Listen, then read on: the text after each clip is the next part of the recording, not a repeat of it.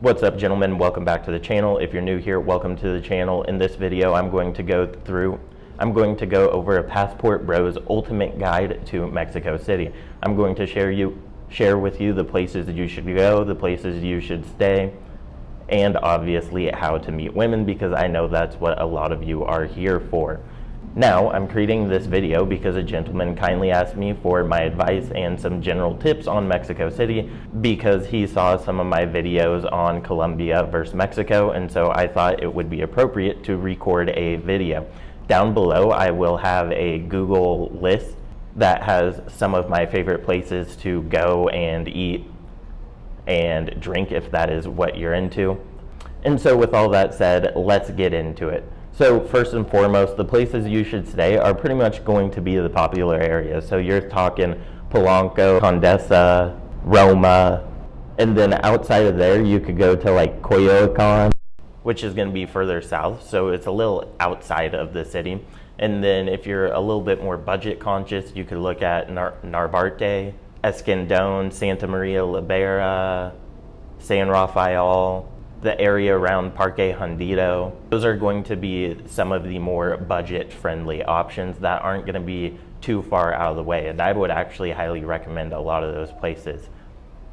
But in general, you're going to be spending most of your time probably in the Condesa area, the Polanco area, and maybe Centro Historico. I personally would not stay in Centro Historico because there's just less safety in that area, a little bit more pickpocketing and things of that nature, but there's a lot to see in Centro Historico. And so those are the places I would recommend that you stay. And most of the really good restaurants are going to be in those same areas, and man, it is hot. I am sweating like a mofo out here. Anyway, a lot of the good restaurants are going to be in Polanco, Roma, Condesa. A lot of good bars are also in that area. Paseo Reforma is going to have a lot of great stuff on it as well.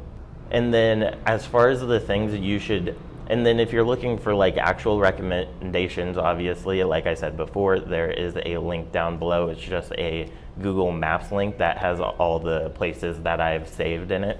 And then things to do. There's tons of museums. There's Chapultepec Castle. There's ruins. Outside the city is Teotihuacan. There's Lucha Libre, there's Xochimilco, and then obviously depending on the time of the year, there are certain events for like Day of the Dead, for example, which if I still have clips, maybe I'll insert that into this video.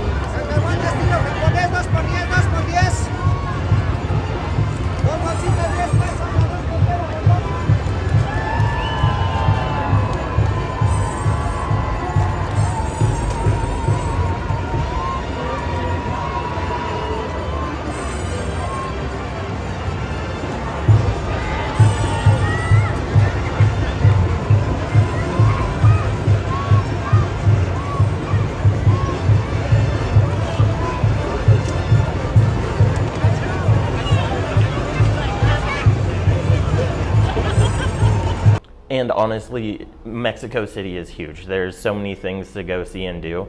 So just walking around is going to be a pretty fun experience. Go explore the city and all it has to offer, because a lot of these areas are completely different than other areas. So Polanco, obviously, way different than Coyoacan, which is going to be way different than Santa Maria La Brea, which is a more traditional type neighborhood. And there's some nightlife stuff in the link down below. So I'm talking my favorite bars, probably a couple clubs, a salsa bar that I like, and so on and so forth. And so obviously, great way to meet women is going to be salsa dancing. You can use the apps obviously as well.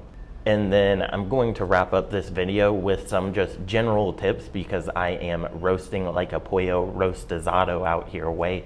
So with that said, some general tips. You're going to want to keep Mexican pesos on you at all times, because you never know when there's a little trinket you're going to want. You never know when you're going to stumble into some street food you want.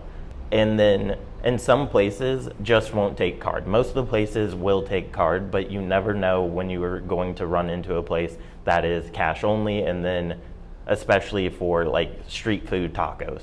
And then as it relates to safety, you're gonna be generally safe pretty much anywhere you go, with the exception of Centro Historico. And then I would avoid places like Doctores and Tepito, and I'm sure there's probably other places, but honestly, you have no reason to go to any of those other places that I would avoid. And if you're using public transportation, I would just be a little bit more on your P's and Q's, because that's where pickpockets are usually operating. And then I would recommend SPF, although the temperature may not be super hot, is really high in altitude. And in general, it's just good for skincare purposes to use SPF every day anyway. But this is not a skincare video. And most of the places that I talked about, in addition to being safe, they're extremely walkable. And so that's one other thing. If you stay in Coyoacan or some of these other places, between like 5 and 9 p.m., the traffic in Mexico City is crazy. So I wouldn't be going from Coyoacan to Polanco or Roma Norte during those time periods.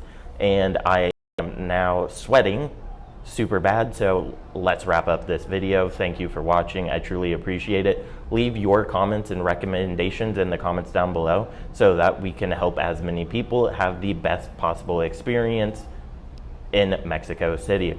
If there's anything else you would like to know, drop that down in the comments below. You never know when I might choose to make a video based on your question.